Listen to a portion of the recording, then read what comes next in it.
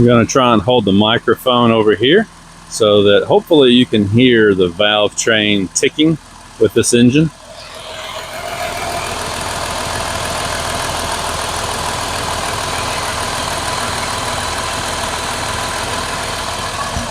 So I'm not really sure if the camera is picking that up the same way that my ears are picking it up or not.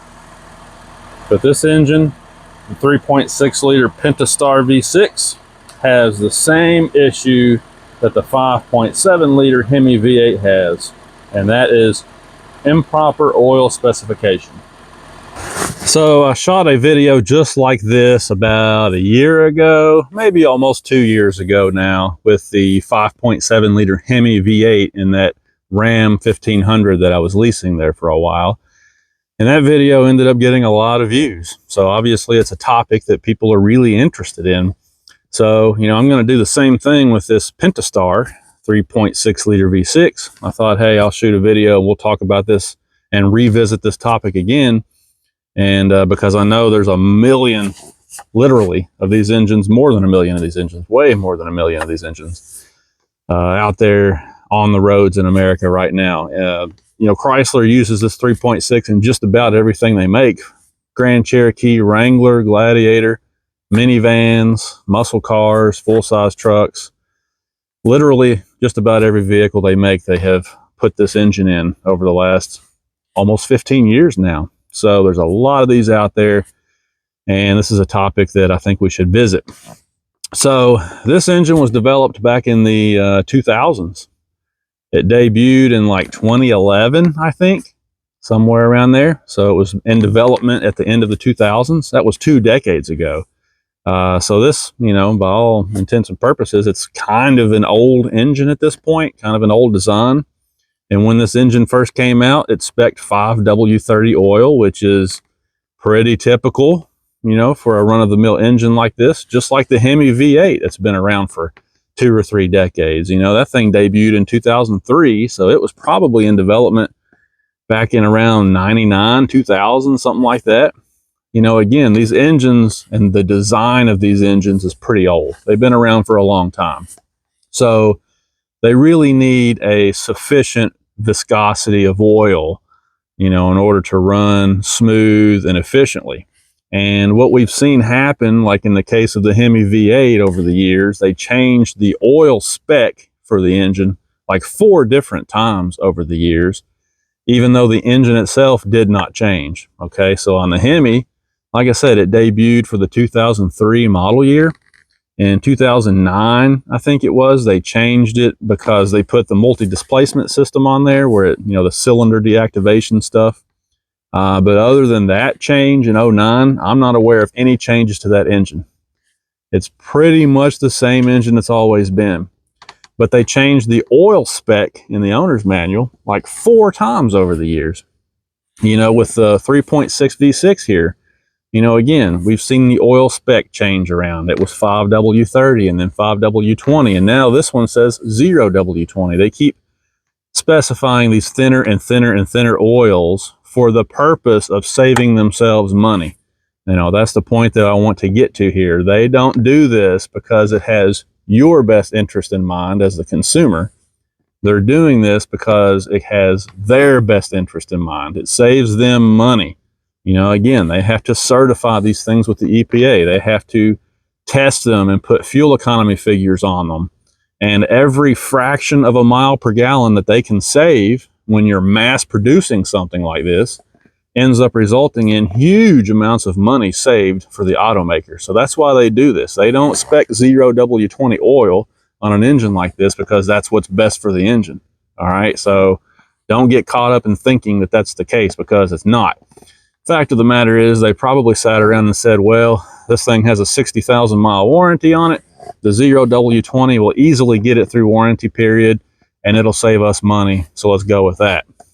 That's what probably really happened behind the scenes. So anyway, the way that I cured all that Hemi tick on my 5.7 was by switching to a proper viscosity oil for a V8 engine, and I'm going to do the same thing with this 3.6.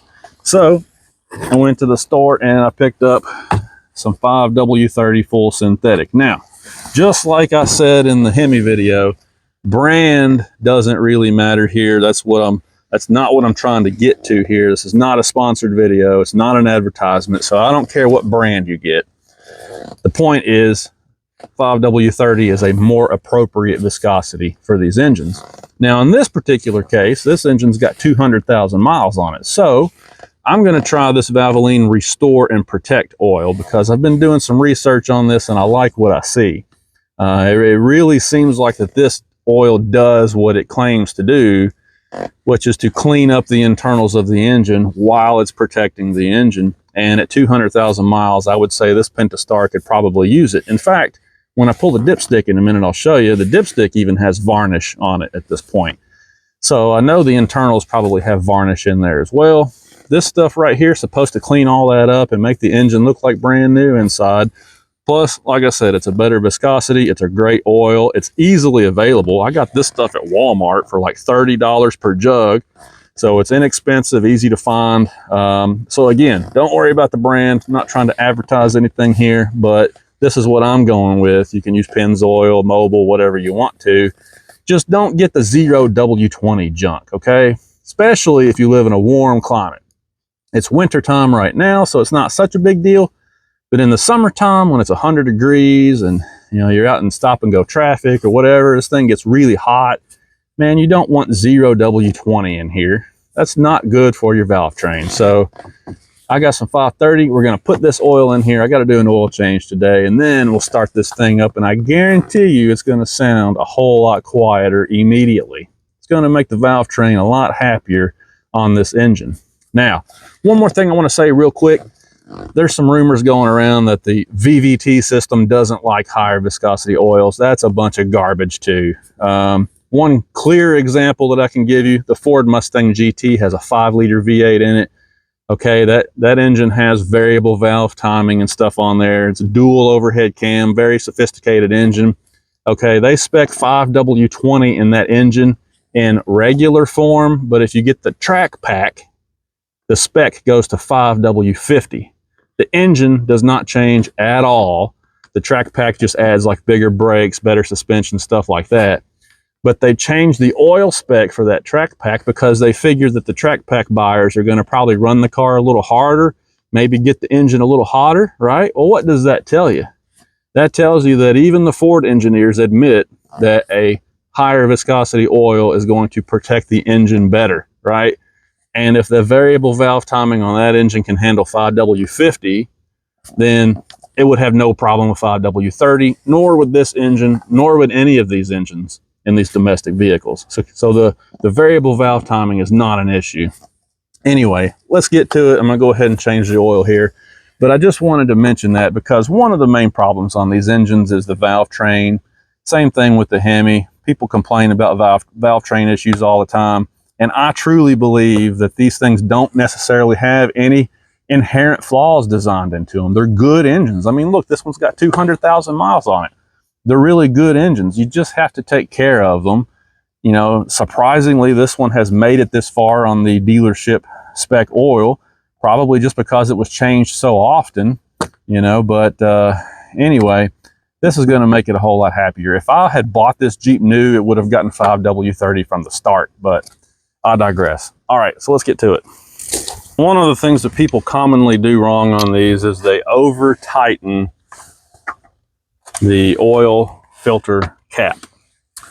And I don't know how that happens because the oil filter cap tells you right on the cap what the torque specification, I can't speak today, the torque specification is. So don't over tighten it. I mean, this stuff is plastic, In all the years that I've been driving these Pentastar engines and all the Pentastar engines I've had, I've never had an issue with the oil filter cap or the oil filter housing on any of these because I do my own oil changes and I pay attention to the spec. I got a good filter here, Purolator Boss, probably the best filter you can get. I think it was like 15 bucks, so not bad at all. I'm gonna have to go get a larger socket because it's been a while and I forgot the 21 is too small. So I'm gonna have to get a larger socket. So I'll be right back.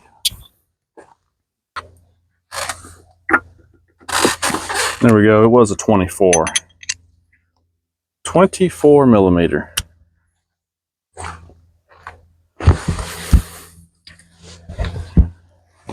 Take my adapter off of my ratchet here because I don't need that right now.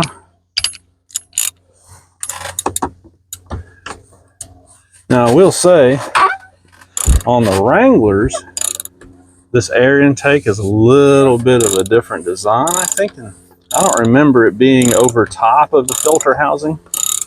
But on this Grand Cherokee, the oil filter housing, the oil filter cap here, is actually under this air filter ductwork.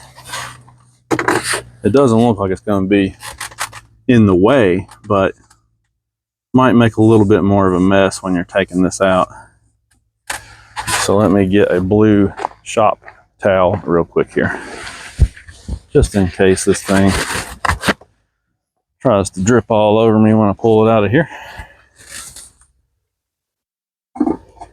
But I love these top load oil filters on the 3.6 liter engine. It just makes it so much easier. There it is. So yeah, the pleats on this oil filter look pretty clean. I don't see anything really concerning in here to me. Looks like the oil filter is looking pretty typical for what you would expect to see. So, and make sure the little O-ring is still on the bottom there. The new oil filter comes with a small one. So awesome. Get this Purolator Boss filter out and we'll check it out. So the thing about this Purolator Boss filter is that it has a synthetic media. And so in theory, this synthetic media should hold up a little bit better over time. I mean, you can see the pleats are not as tightly packed together, but since it's a synthetic media, it's a higher quality media. O-ring is on there, that's good. So we're gonna give this a try. It's guaranteed for 20,000 miles. Now, before I do that, I'm gonna set this filter right here. There should be an O-ring for the cap also. Yep. Also have a new O-ring. Man, I really can't talk today, for this cap. Now, here's one thing that's tricky about these caps. See this right here? It looks like you could easily put an O-ring there if you wanted to. But if you put these O-rings in the wrong places, you can end up having oil pressure issues and so on and so forth. The guys that have the eco diesel engines, they found that out the hard way, because a lot of those guys were trying to do their own oil changes and they were putting this O-ring in the wrong place, which is a no-go. So make sure that you put it in this correct provision down here, and that way you won't have issues with oil pressure and all that kind of stuff. It takes two hands to roll that new O-ring on there, but it's not hard to do.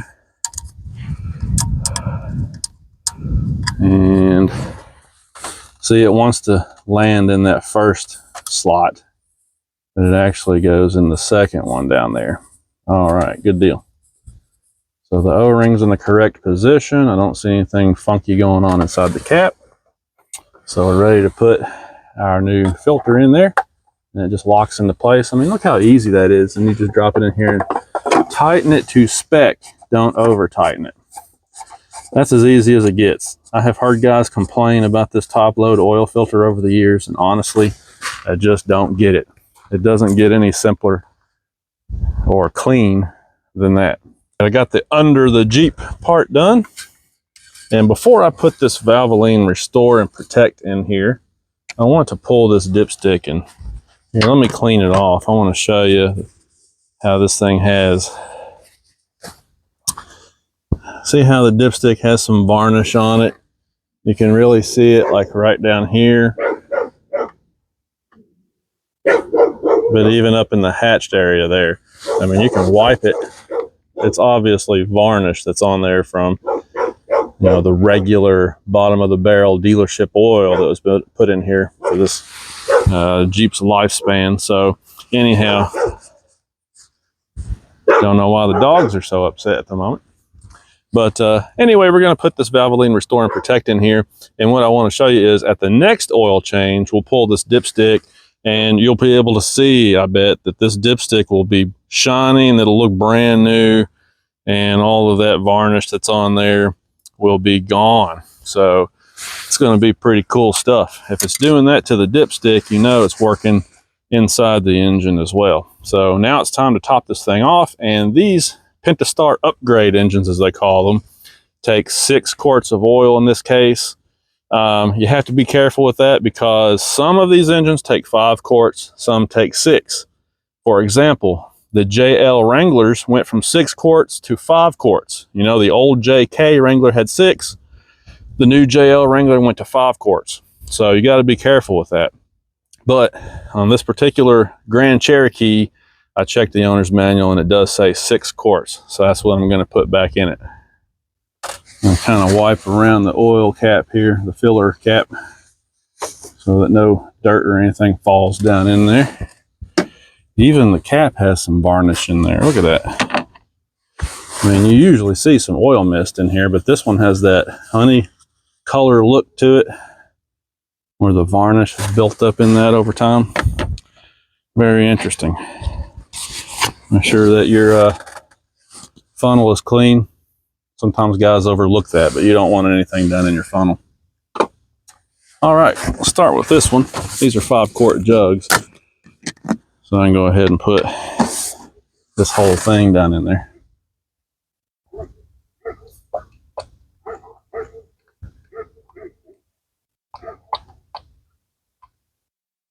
I'll go ahead and cut this little clip right here so that you don't have to sit here and watch me pour this whole thing in. Try not to bore you completely to death, you know.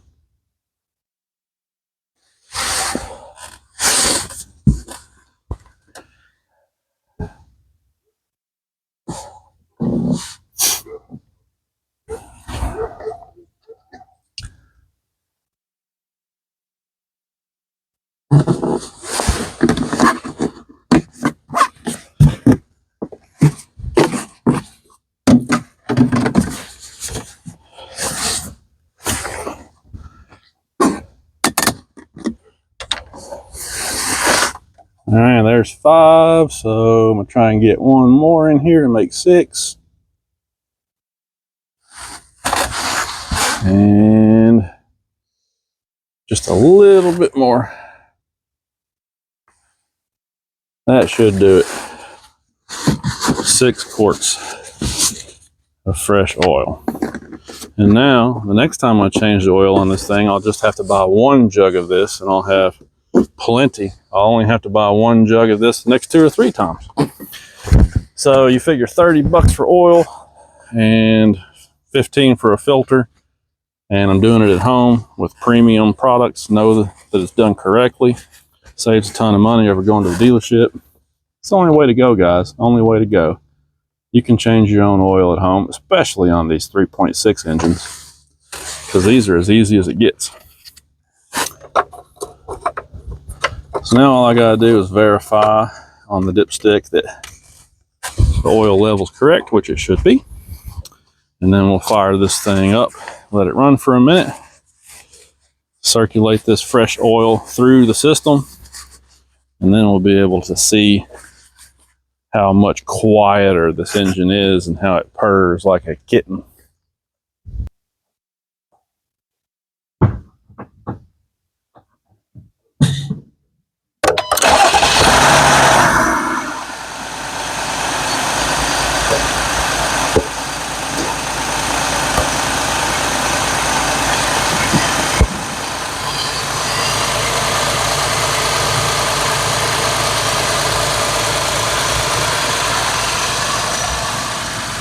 So I just started the engine, obviously, letting it circulate through. Then I'll shut it back off and check the oil level again, now that the filter's all filled up and everything.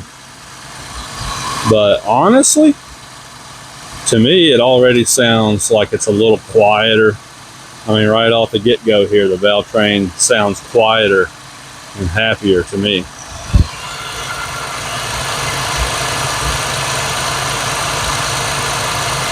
And like I said, the thing about this oil is that it works over time, you know. So it says right there on the bottle, it says 100% deposit removal. And you know, if you start reading on the back, it says that if you do this every oil change, you keep this oil in the engine, that's how it starts to work over time. So awesome. I'll report back later, let you know how everything is going. But I really think that the engine's going to love this fresh new 5W30 oil. So thanks for watching, guys. We'll catch you later.